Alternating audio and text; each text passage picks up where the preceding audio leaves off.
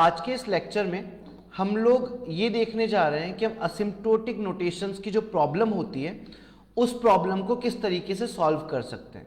हमारे सामने स्क्रीन पे ऑलरेडी एक प्रॉब्लम लिखी हुई है जहां पे हमको एक फंक्शन गिवन है। मैं आपको दिखा देता हूं। यहां पे हमको एक फंक्शन गिवन है, ये हमारा फंक्शन है। हमको ये बताना है कि जो ये फंक्शन है ये बिग ओ नोटेशन में ऐसा कुछ रिप्रेजेंट कर सकता है या नहीं कर सकता है। मैं फंक्शन एक बार आपको इलैबोरेट कर देता हूं।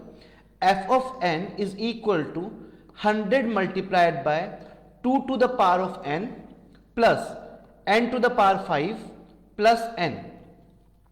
एंड इसको रिप्रेजेंट करना है fn is equal to big O notation 2 to the power n में। ठीक है, तो हमने बेसिकली जब भी हमने स्टार्ट किया, हमने असिम्प्टोटिक नोटेशन सीखे, हमने समझा कि कुछ ऐसा लिखा होता है।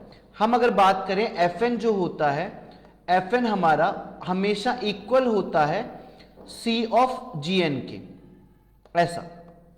ठीक है, तो अगर हम बात करें fn is equal to c of gn, तो हमारे पास जो ये 100 है ये हमारा कांस्टेंट हो गया c। ठीक है, ये कुछ ऐसा लिखा है 100, तो 100 हमारा c से रिप्रेजेंट हो जाएगा and 2 to the power n जो हमारा है वो हमारा रिप्रेजेंट हो जाएगा gn से। अब इस इक्वेशन को समझने की कोशिश करते हैं। जब भी आपको इक्वेशन दी जाए, आपको सबसे पहले आपकी इक्वेशन के अंदर कुछ प्रोसेस या कुछ चीजें ढूंढनी है। कि अगर मैं बोलता हूं हमारे पास यहां पे 3 चीज है।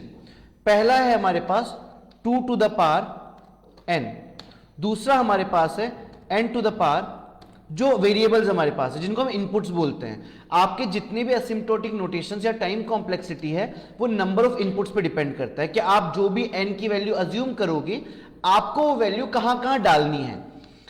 दूसरा ये है एंड तीसरा हमारे पास n है।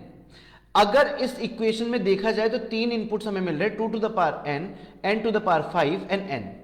अगर मैं बोलता हूं कि अगर n की वैल्यू मैंने 1 अज्यूम करी, ठीक है, तो ये हमारा 1 ही रहने वाला है और ये हमारा 2 हो जाएगा।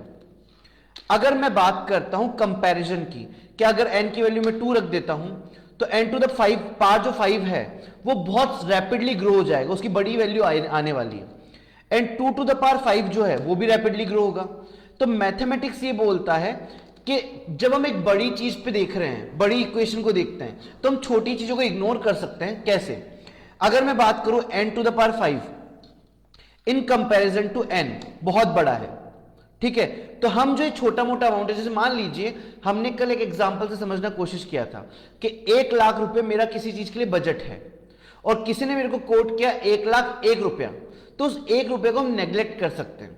तो हमारे पास अगर हम इसको नेग्लेक्ट करते हैं तो हमारे सॉल्यूशन में एक नया स्टेप ऐड होगा, that is 100 multiplied by 2 to the power n plus n to the power 5 plus n को हमने इग्नोर कर दिया कि इतना कुछ बड़ा रोल प्ले नहीं कर रहा है। अब अगर मैं कंपैरिजन पुट ऑन करूं n टू द पावर 5 और 2 टू द पावर n के अंदर, तो मुझे पता है कि जो मेरा basically 2 to the power n है वो काफी बड़ा है n टू द पावर 5 से, उसकी वैल्यू रैपिडली चेंज होगी। तो आपको अपनी इक्वेशन में यह देखना है कि आपकी इक्वेशन में जो सबसे ज्यादा पावर है वो पावर किसकी है। तो हमें पता चला हमारी इक्वेशन में सबसे ज्यादा power 100 multiply by 2 to the power n की है। अब बात यह है कि अगर मान लीजिए 100 जो है कॉफिशिएंट है, तो हमेशा कॉफिशिएंट को भी आप नेग्लेक्ट कर सकते हैं। तो what ever you will get, मैं उस इक्वेशन सॉल्यूशन को आपको समझाता हुआ चलता हूं। हम कुछ ऐसा लिख सकते हैं कि f of n is equal to 100 multiplied by 2 to the power n plus n to the power 5। क्यों? रीजन भी हम यहां देते हैं कि हमने n टू द पावर 5 बहुत छोटा है या बहुत बड़ा है n से, इसलिए हमने उसको नेग्लेक्ट कर दिया। अगले स्टेप पे हम आते हैं, हम यहां लिखते हैं f of n is equal to 100 multiplied by 2 to the power n। ठीक है, ऐसा हमने क्यों किया? ऐसा हमने इसलिए किया क्योंकि यहां पे हमारा जो 2 टू द पावर n है वो काफी हद तक बड़ा है किससे? n टू द पावर 5 से। सही।